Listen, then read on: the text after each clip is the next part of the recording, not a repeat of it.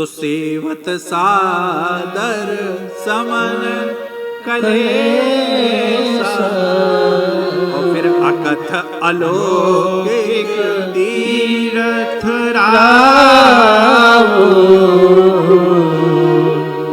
देशक फल प्रगट प्रभाव।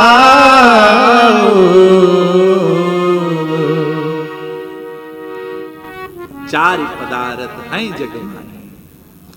अब ये बात अलग है कि धर्म, अर्थ, काम और मोक्ष चार पदार्थों की ग्रंथों में चर्चा की गई है, लेकिन बाबा ये चार पदार्थ ऐसे ही नहीं दे दिए हैं, उसके ऊपर एक संपुट लगा दिए हैं।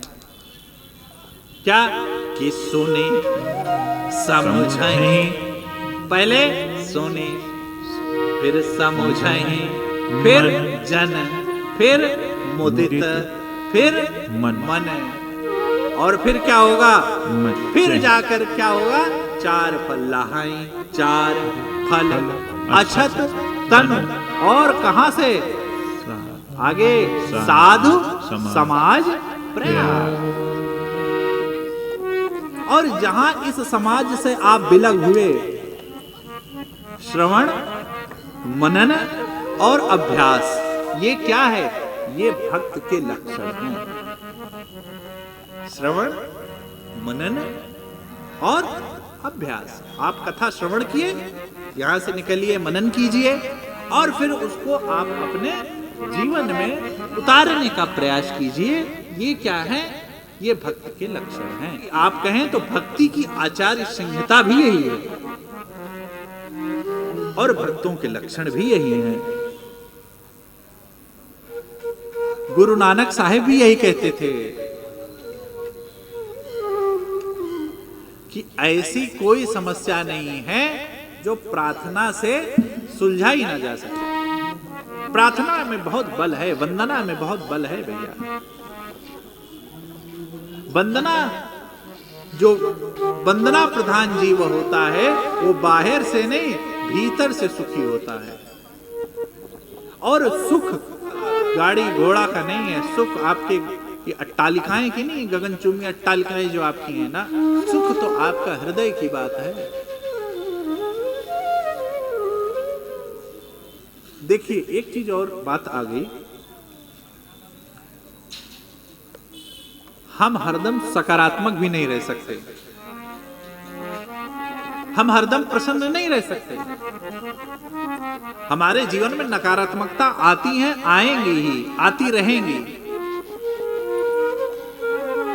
तो हम यदि नकारात्मक हो जाते हैं तो हम, लेकिन क्या है, जब हम लंबे समय तक दोषारोपण करने लगते हैं अपने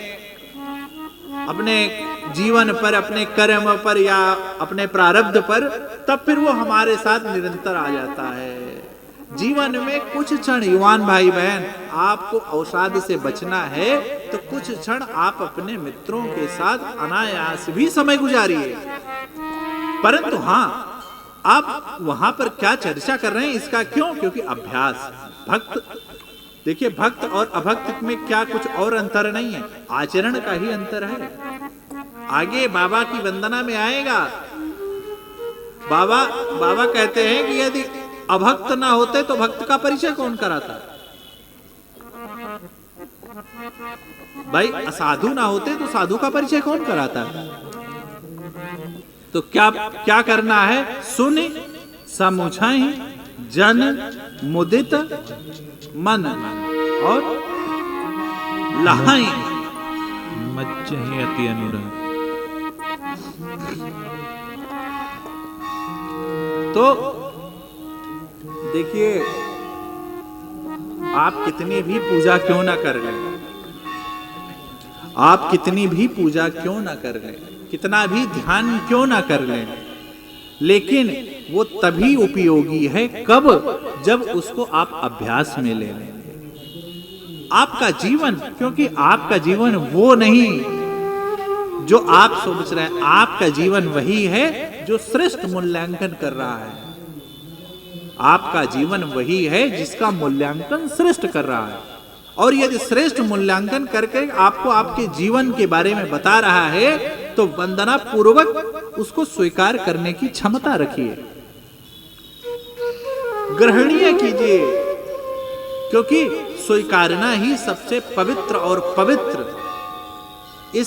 क्योंकि यहां पर सबसे कठिन काम है स्वीकारना। गलती जीव का स्वभाव है हमारा आपका, परंतु हम उस असत्य को स्वीकार नहीं करते। यही कारण है हम इसका परिणाम क्या होता है कि हम भीतर से कमजोर होते चले जाते हैं। बहुत समय ऐसा होता है कि आपको पता होता है कि ये गलत है, परंतु हम इसको स्वीकार नहीं करते। क्यों? क्योंकि हमको साधु का समाज नहीं है, संत का समाज नहीं है। संत समाज हमको विवेक देता है। तो बाबा कहते हैं सब ही सुलभ सब देन सब देन सेवत सादर समन करे मजन फल पे तत्काला मजन फल पे तत्काला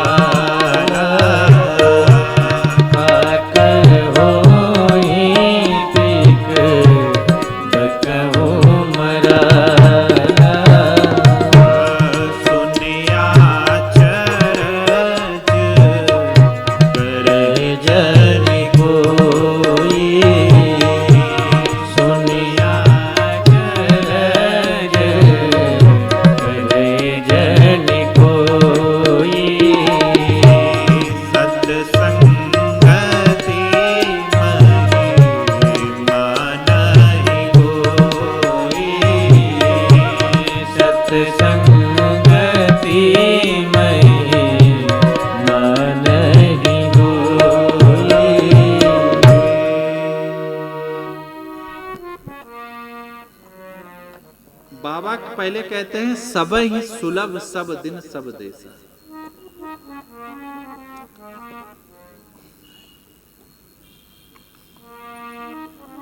मज्जन फल पेखिय तत्काला। फिर बात आती है कि सबको सत्संग जब सुलभ है तो फल की आवश्यकता क्या है? क्यों? क्योंकि राम के कृपा के बिना सत्संग नहीं है, और सत्संग जिस प्रकार जानना और जान के मानना बहुत कठिन काम है, और जो मान जाता है उसको परिणाम कैसा होता है? तुरंत परिणाम होता है। जैसे लंकिनी ने कहा था तात स्वर्ग अपवर सुख अरे तुलायक अंगूर्णता सकल मिले कहा जो सुख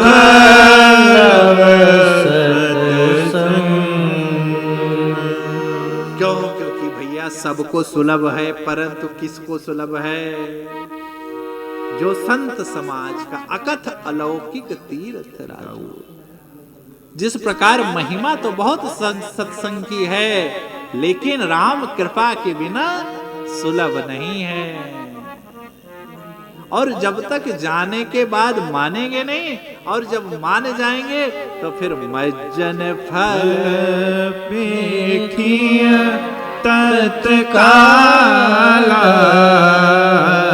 काक होए पेख बकहो मराला काक होए पेख बकहो मराला।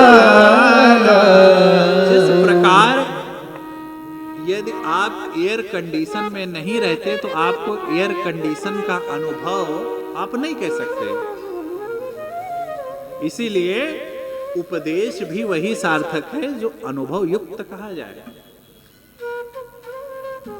उसी प्रकार बाबा कहते हैं कि सबको सुलभ तो है, लेकिन वही इसका सुख प्राप्त कर सकता है जिसको संत समाज का संग प्राप्त है, क्योंकि संत समाज की अकथनीय है, अलौकिक है।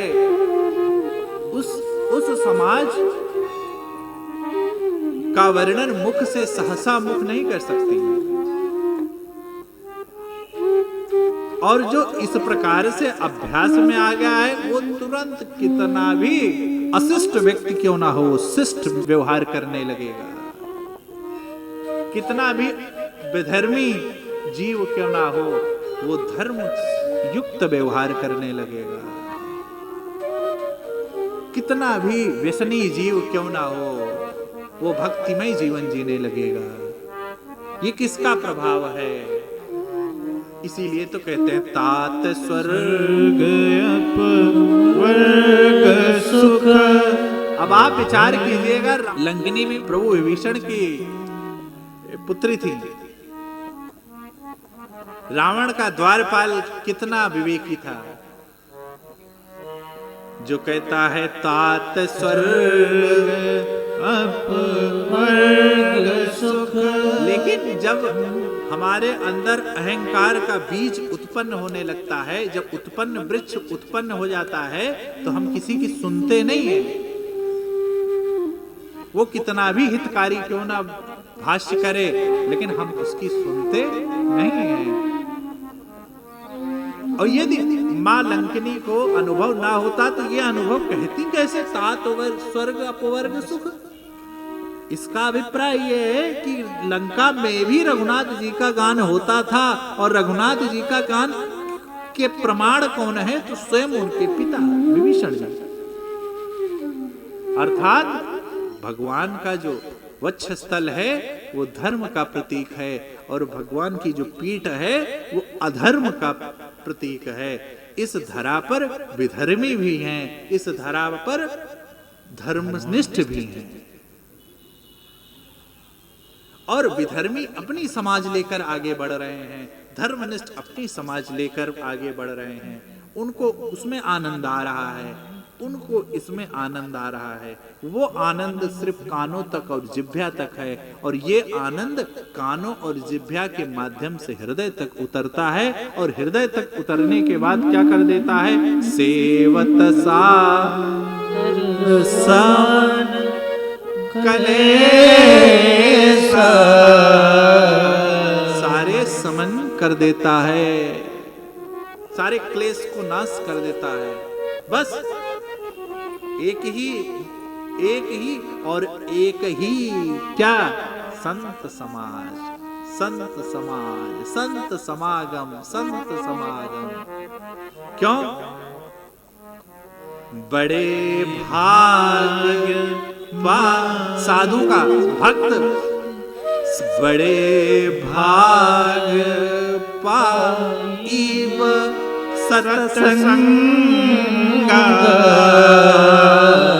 और फिर बिनहि प्रयास होहि भवभंग। क्योंकि बाबा का न्याय है गिरिजा संत समागम, समन लाभ कछुआ। बाबा का न्याय है। क्यों? काकभूषणी जी का कैसे, गरुड़ जी का किससे मोह हुआ? जब नारद जी से परिचय हुआ।